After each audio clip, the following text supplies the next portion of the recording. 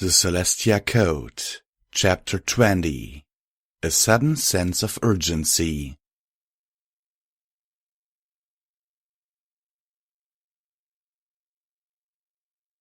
They had flaws, serious flaws, sure, but they didn't deserve to die, I began. Chrysalis shrugged. Then they shouldn't have killed each other. I wanted to argue as dozens of rebuttals leapt to mind, but I could see it would be useless. So a debate was out. I shuffled my wings back down to smoothness and shrugged. I suppose. Anyway, it was a long time ago.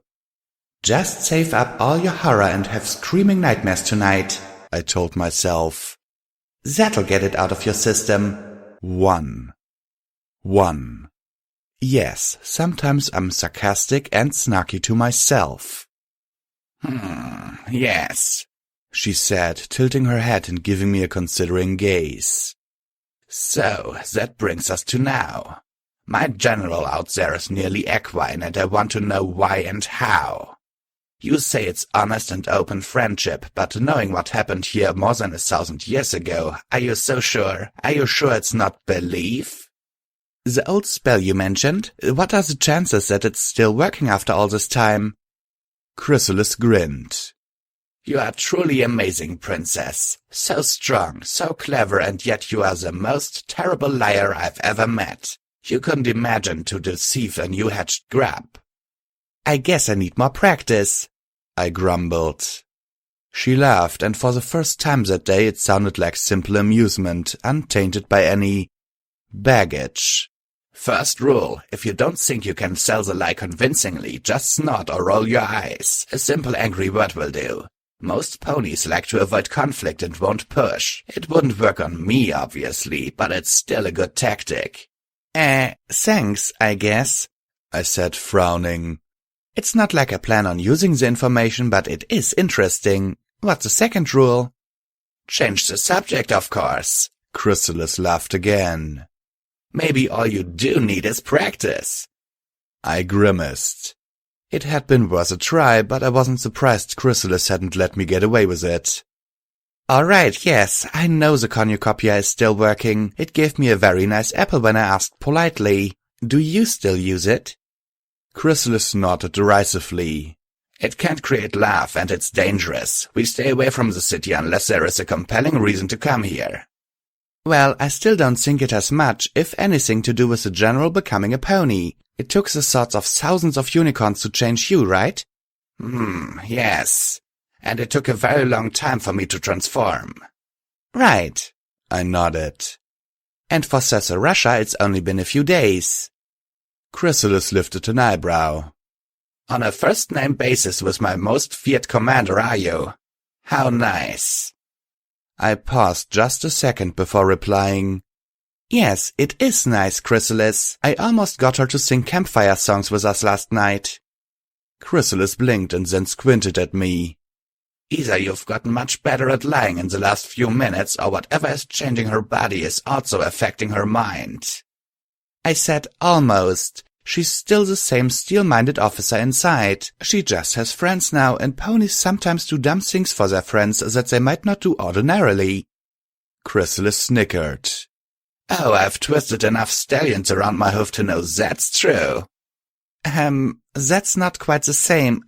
Never mind. It was time to cut to the chase.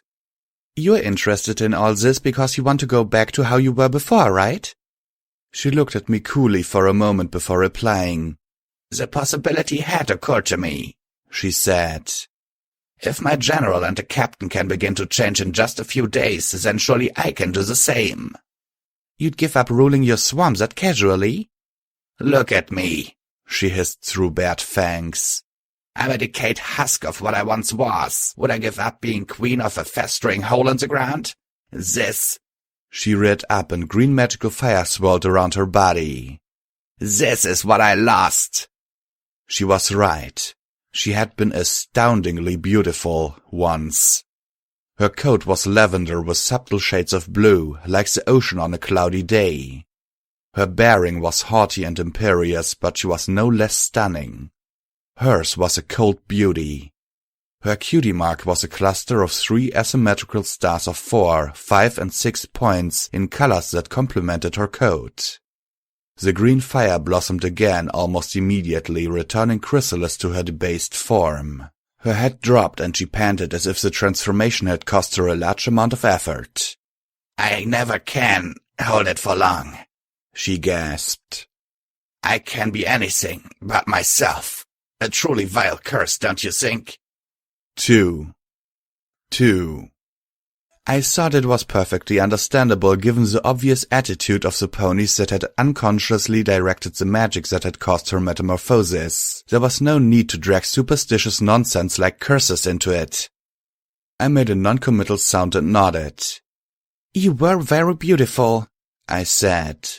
It was just filler conversation to me. I was trying to buy some time to think. "And with your help, I could be again," she said. When I didn't immediately reply, she went on. "It would be adventurous for both of us. You will eliminate the threat of changelings forever simply by becoming my friend. It shouldn't be difficult. We have many things in common. We are both royalty, magic users of great skill and power." "Maybe you could give me some fashion tips as well." "Of course, She stopped and dropped her phony half-smile. Perhaps you will tell me what is wrong with my plans then." I sighed. I was stuck. Celestia could have phrased everything just right. She could have massaged the words that needed to be said into something soft and pleasant. Maybe with a few centuries of practice I'd be able to do the same thing on the spur of the moment. Unfortunately, right then I was stuck with the bare, unvanished truth.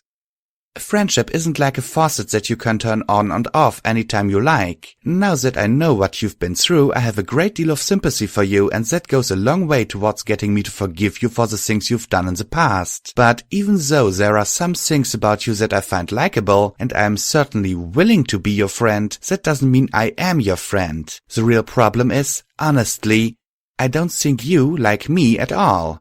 Real friendship is a two-way street." "I see." I ignored the icy-cold tone of her voice and floundered on.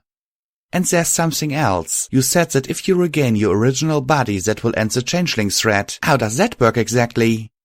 "Without a queen, they will have no direction," Chrysalis said carelessly with a toss of her head. "No cohesion, no hope. They will eventually starve, be killed, or simply die.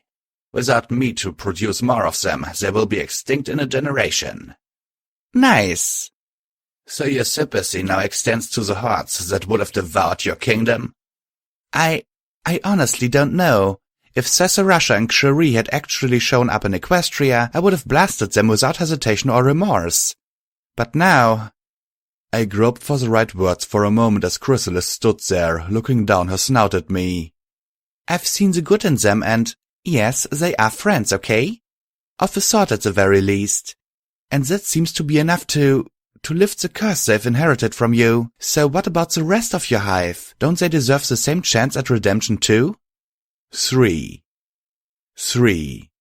Okay, yes, I was throwing around inaccurate terms like curse and redemption, but I was improvising like mad. Chrysalis glared at me and then, without warning, suddenly whirled and stomped out of the library. I followed her into the street where she leapt into the air and flew away without a word.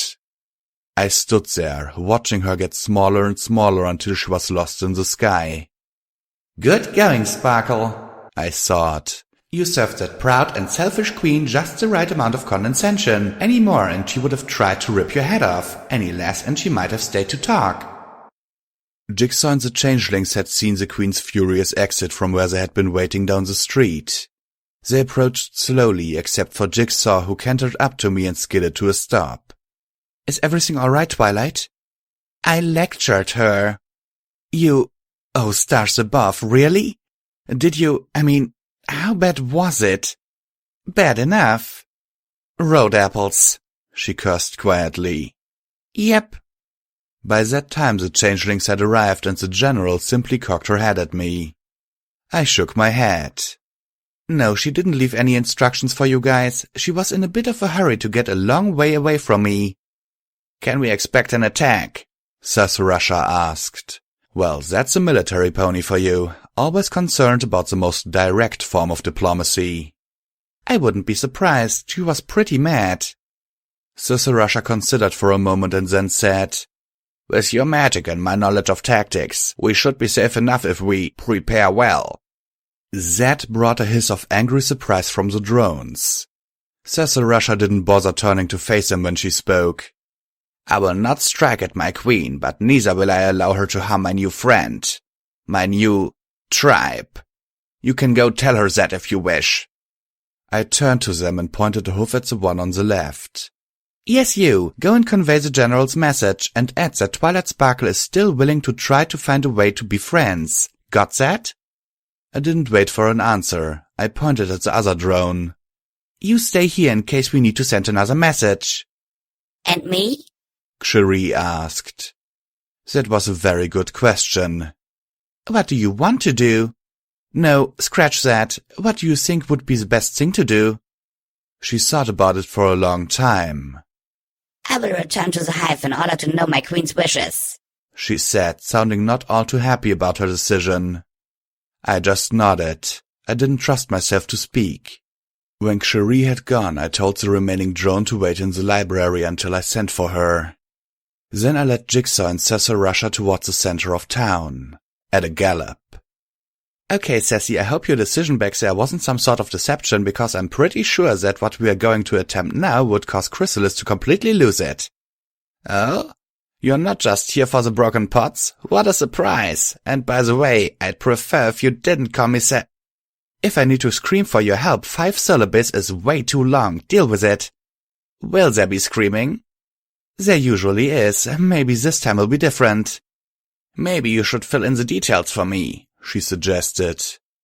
No time. In short, there's a gigantic crystal filled with dark magic under the city center. It's still active, but it's defective, unstable, and really, really dangerous. We're going to try to deactivate it, I explained between breaths. It must have been there for a very long time. Why the sudden urgency? Because it responds to the thoughts of ponies around it, and if Chrysalis starts a magical slugfest with me, the thing might react badly. Very badly. So, Jigsaw interjected, you figured out how to drain the crystal without blowing up the mesa and poisoning the whole desert? Russia made a sort of strangled noise, which I ignored. I have a working hypothesis, I said.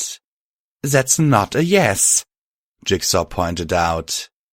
I was hoping you wouldn't notice. I was grinning like an idiot for some reason. Sometimes I react strangely to stress. I threw open the doors to the cornucopia building and we galloped inside, skidding to a stop in front of the pedestal. I paused for a second to slow my breathing and then said, May I have a 1/4 mile of 7-strand copper cable about a diameter of a Bitcoin, please? The coil of wire that appeared still had a Baltimore Light and Power inventory label on it. Jigsaw and Russia moved the heavy coil to one side to clear the pedestal for my next order, and I continued stealing valuable equipment from all the cities of Equestria that were in range. I made a mental note to try and reimburse any companies or individuals that had suffered unexplained thefts of like items on that day when I got back home. It was going to completely mess up my budget. I double-checked the pile and, when I was satisfied that I hadn't forgotten anything, I pressed the 2 bejeweled fruit on the pedestal that opened the secret stairway and motioned for Jigsaw to precede me. Down we go. I'll teleport the stuff down to us when we get to the bottom. Remember about the traps. Why don't you just teleport us all? Russia asked. The crystal doesn't play well with normal magic. I did a teleport out of the cavern, but since I'll have to, translate the matrices for the spell on the fly, it will be too dangerous to risk teleporting living beings into that environment, I explained. Oh, that reminds me, don't use your magic down there or the crystal will kill you. You are completely crazy, she said. It's the world that's crazy, I snorted, pushing her ahead of me towards the stairs. Sometimes I think I'm the only sane pony in it.